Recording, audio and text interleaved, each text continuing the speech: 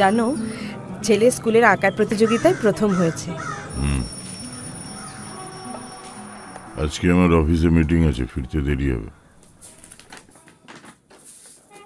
শোনো, মালিনী আবার ফোন করেছিল। ওর হোমে এখনো অনেকগুলো বাচ্চা পড়ে রয়েছে, দেখার কেউ নেই।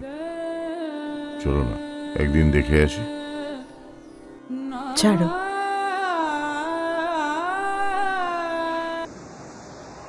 ওই এখানটায় পড়েছিলাম উপর হয়ে। তারপর মা বাবাকে কত খুঁজেছি, পাইনি।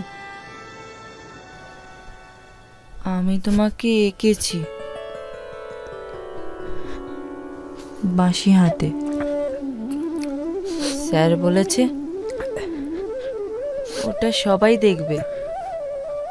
জানি তো। এবার তাহলে চলো।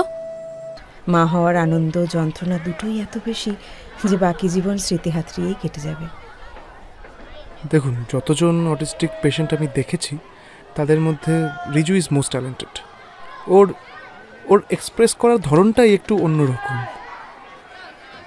কিন্তু ওর এপিলেপসি আছে and he is the patient of acute depression. তাই কখন যে কি করে বসে সেটাই আমাকে বেশি করে ভাবাচ্ছে। আসলে ওদের সুইসাইডাল টেন্ডেন্সিটা থাকে বেশি।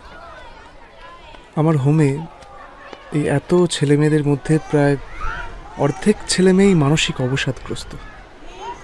আর ভাগ্যের কি পরিহাস জানেন, ওরা সেটা আমাদের মতো করে প্রকাশও করতে পারে না।